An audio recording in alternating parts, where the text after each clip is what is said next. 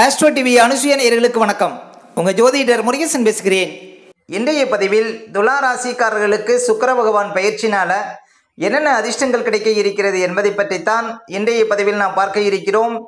தமிழுக்கு குரோதி வருடம் வைகாசி மாதம் 7ஆம் தேதி முதல் 31ஆம் தேதி வரை கிட்டத்தட்ட ஒரு 25 நாட்கள் ராசிக்கு 8ஆம் இடத்துல சுக்கிர பகவான் ஆட்சி நிலையில் சஞ்சாரம் செய்திருக்கிறார். அதாவது உங்கள் ராசிக்கு அதிபதி சுக்கிர பகவான் 8ஆம் இடத்துல சஞ்சாரம் செய்திருக்கிறார். ஆங்கில தேதிக்கு மே மாதம் 20ஆம் தேதி முதல் ஜூன் மாதம் 13ஆம் தேதி வரை இந்த 25 நாட்களும் சுக்கிர பகவான் ராசிக்கு 8ஆம் இடத்துல சஞ்சாரம் செய்வதனால என்னென்ன மாற்றங்கள் என்னென்ன அதிர்ஷ்டங்கள் உங்களுக்கு கிடைக்கும் என்பதை பற்றித்தான் இன்றைய பதிவில் நாம் பார்க்க இருக்கிறோம். இப்போ துலா ராசிக்காரர்களுக்கு சுக்கிர பகவான் பயிற்சியை பார்ப்பதற்கு முன்னால சுக்கிர பகவானை பற்றி ஒரு சில வரிகள் பார்ப்போம்.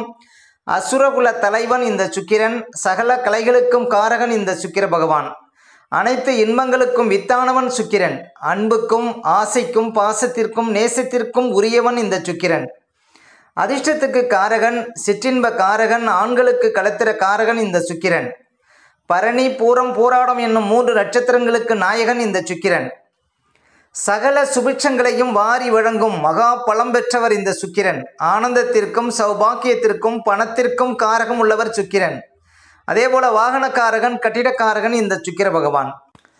அடுத்த துலா ராசிக்காரர்களுக்கு சுக்கிர பகவான் பயிற்சினால என்னென்ன அதிர்ஷ்டங்கள் கிடைக்கப் போகிறது என்பதை பற்றித்தான் இன்றைய பதிவில் நாம் பார்க்க இருக்கிறோம்.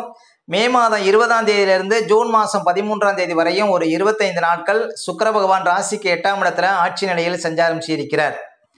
கூடவே குரு பகவான் சூரியன் புதன் சஞ்சாரம் செய்கிறாங்க. அதாவது 4 கிரகங்கள் ராசிக்கு 8ஆம் இடத்துல சஞ்சாரம் செய்கிறார்கள். இது பார்த்தீங்கன்னா துலா ராசிக்காரர்களுக்கு அதிர்ஷ்டத்தை கொடுக்கும்.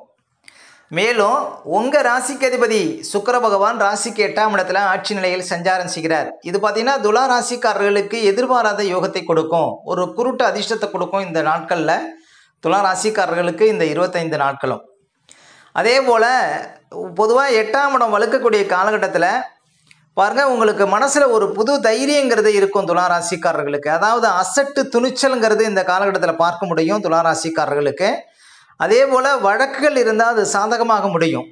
பாருங்கள், எல்லா கிரகங்களுமே உங்களுக்கு சாதகமாக இருக்குது. அதாவது வழக்கு சார்ந்த விஷயத்தில் ஒரு அதிர்ஷ்டங்கிறது இந்த காலகட்டத்தில் துலா ராசிக்காரர்களுக்கு கிடைக்க இருக்கிறது. அதே போல் முக்கியமாக உடல் சார்ந்த விஷயத்தில் நல்ல ஒரு முன்னேற்றம், அதாவது ஆரோக்கியம் சார்ந்த விஷயத்தில் நல்ல ஒரு அதிர்ஷ்டங்கிறது இருக்கும் இந்த காலகட்டத்தில். ஏன் அப்படின்னா உங்கள் ராசிக்கு அதிபதி தான் சுக்கிரன், அவர் 8ஆம் இடத்துல இருக்கிறார். பொதுவாக கோச்சாரத்தில் சுக்கிர பகவானுக்கு 8ஆம் இடம் சிறப்பான இடம். அந்த 8ஆம் இடத்துல சுக்கிரன் சஞ்சாரம் செய்யும்போது சில பிரச்சனைகளுக்கு தீர்வு கிடைக்கும். இன்னும் சொல்ல போனால் வயதானவர்களுக்கெல்லாம் ஆரோக்கியத்தில் நல்ல ஒரு முன்னேற்றம் இருக்கும். படுத்த படுக்கையாக இருந்தவர்கள் கூட எழுந்திரிச்சு உட்கார முடியும் இந்த காலகட்டத்தில். ஏன் அப்படின்னா அந்த 8ஆம் இடம் வலுப்பது அவ்வளவு சிறப்புங்க. ஒரு சிலருக்கு புதுசாக ஏதாவது வழக்குகள் வருவதற்கு வாய்ப்பு இருக்குது. ஆனால் அந்த வழக்குகள் சாதகமாக முடியும் உங்களுக்கு துலா ராசிக்காரர்களுக்கு. முக்கியமாக 8ஆம் இடம் வலுப்பது பார்த்தீங்கன்னா வெளிநாடு சார்ந்த விஷயத்தில் நல்ல அதிர்ஷ்டங்கள் ஏற்படும். அதாவது நீண்ட காலமாக வெளிநாடு தடை இருக்கக்கூடியவங்களுக்கு இந்த காலகட்டத்தில் வெளிநாடு செல்வதற்கான வாய்ப்புகள் கொடுக்கும். சொந்த நாட்டை விட்டு வெளியூர் வெளிநாடு வெளி மாநிலம் சென்று பிழைக்கக்கூடிய வாய்ப்புகள் கொடுக்கும் துலா ராசிக்காரர்களுக்கு இந்த காலகட்டத்தில் 8ஆம் இடம் வலுப்பது. அப்போ துலா ராசிக்காரர்களுக்கு சுக்கிரன் 8ஆம் இடத்தில் இருப்பது எல்லா வகையிலுமே அதிர்ஷ்டங்க. ஏன்னா உங்கள் ராசிக்கு அதிபதி 8ஆம் இடத்தில் இருக்கிறார், எதிர்பாராத ஒரு யோகத்தை பார்க்க முடியும். அதே போல் குரு பகவான் 8ஆம் இடத்தில் இருக்கிறார். இன்னும் கிட்டத்தட்ட ஒரு வருடத்திற்கு 8ஆம் இடத்துல குரு பகவான் சஞ்சாரம் செய்வார். குரு பகவான் துலா ராசிக்காரர்களுக்கு பாவிதான், அதாவது 3க்கும் 6க்கும் அதிபதி. அவர் 8ஆம் இடத்துல மறைவது அதிர்ஷ்டம்தான். பொதுவாக குரு பகவான் எந்த இடத்திற்கு சென்றாலும் அந்த இடத்தில் உள்ள குறைகளை நிவர்த்தி செய்வார். அப்போ 8ஆம் இடத்துல இருக்கும்போது வழக்குகள் சார்ந்த விஷயத்தில் முன்னேற்றம் இருக்கும்.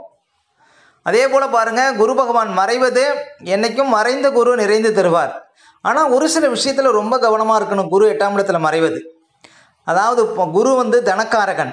அப்போ பணம் சார்ந்த விஷயத்தில் கவனமாக இருக்கணுங்க. குரு 8ஆம் இடத்துல இருக்கிற வரையும் குரு கௌரவக்காரகன். அப்போ கௌரவம் சார்ந்த விஷயத்தில் கவனமாக இருக்கணும்.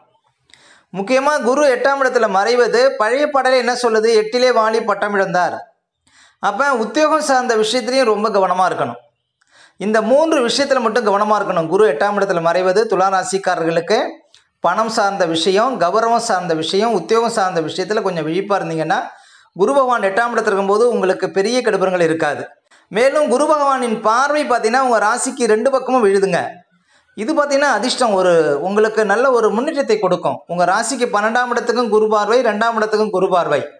உங்களுக்கு ஒரு பாதுகாப்பு வளையம் மாதிரி அந்த குருபகவானுடைய பார்வை உங்களை காப்பாற்றும். அது ஒரு சிறப்பு. அதே போல் 3ஆம் அதிபதி அப்படின்னு சொல்லக்கூடிய குரு பகவான் 8ஆம் இடத்துல மறைந்து 8ஆம் அதிபதி அந்த இடத்துல இருக்கிறார்.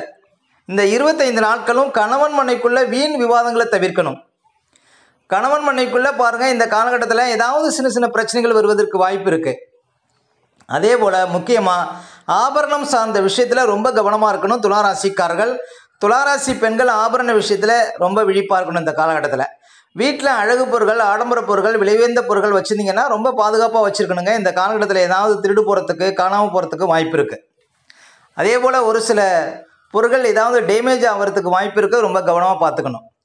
அதே போல் கமிஷன் துறை, ஷேர் மார்க்கெட்டில் இருப்பவங்க கொஞ்சம் விழிப்பாக இருக்கணுங்க. மேலும் இப்போ இந்த வேலையாட்கள் வச்சு வேலை செய்கிறவங்க வேலையாட்கள் விஷயத்தில் கொஞ்சம் கவனமாக இருக்கணும். 3ஆம் அதிபதி 8ஆம் இடத்துல மறைவது. அதே போல் குரு பகவான் பார்த்தீங்கன்னா 6ஆம் அதிபதி 8ஆம் இடத்துல மறைகிறார். ஒரு மறைவு ஸ்தானாதிபதி இன்னொரு இடத்துல மறைவது உங்களுக்கு குருட்டு அதிர்ஷ்டம். அப்போ 6ஆம் அதிபதி மறைவது சிறப்பு தான். அப்போ குரு பகவான் 8ஆம் இடத்துல மறைவது பார்த்தீங்கன்னா சில பிரச்சனைகளுக்கு, நீண்டகால ஒரு சில வழக்குகளுக்கு தீர்வை கொடுப்பார். குரு பகவான் எந்த இடத்திற்கு சென்றாலும் அந்த இடத்தில் உள்ள மிகப்பெரிய குறைகளை நிவர்த்தி செய்யக்கூடியவர் குரு பகவான். மிகப்பெரிய சுபக்கிரகம் குரு பகவான்.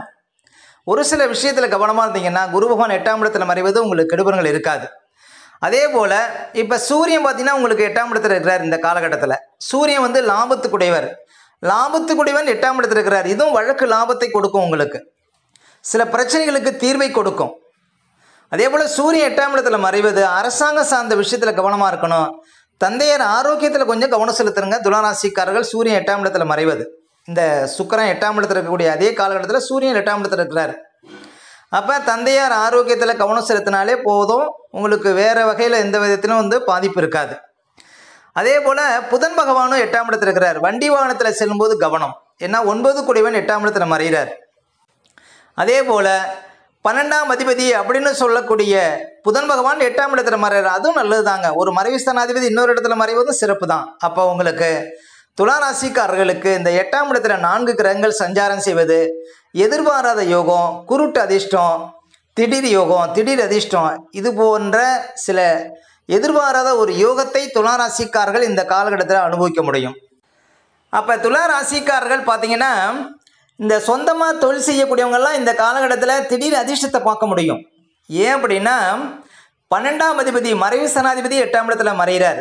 6ஆம் அதிபதி குரு பகவான் 8ஆம் இடத்துல மறைஞ்சிருக்கிறார். 8ஆம் அதிபதி சுக்கிரன் 8ஆம் இடத்துல இருக்கிறார். அப்போ எதிர்பாராத யோகம், குருட்டு அதிர்ஷ்டம், இதெல்லாம் துளாராசிக்காரர்கள் இந்த காலகட்டத்தில் பார்க்க முடியும். வியாபாரத்தில் பார்த்தீங்கன்னா ஒரு செழிப்பை பார்க்க முடியும். வியாபாரம் பண்ணக்கூடியவங்களுக்கு நல்ல ஒரு அதிர்ஷ்டங்கள் இந்த காலகட்டத்தில் கிடைக்கும். அதே போல் கலைக்காரகன் சுக்கிரன் 8ஆம் இடத்துல மறைந்திருக்கிறார். அதுவும் ஆட்சியாக இருக்கிறார். கலைத்துறையில் இருப்பவங்களுக்கு அமோகமான பணப்புழக்கம் ஏற்படுங்க துளாராசிக்காரர்களுக்கு இந்த காலகட்டத்தில். அப்போ துளாராசிக்காரங்களுக்கு நல்ல ஒரு சிறப்பு, நல்ல ஒரு அதிர்ஷ்டம், நல்ல ஒரு முன்னேற்றம் இந்த காலகட்டத்தில் கிடைக்கும்.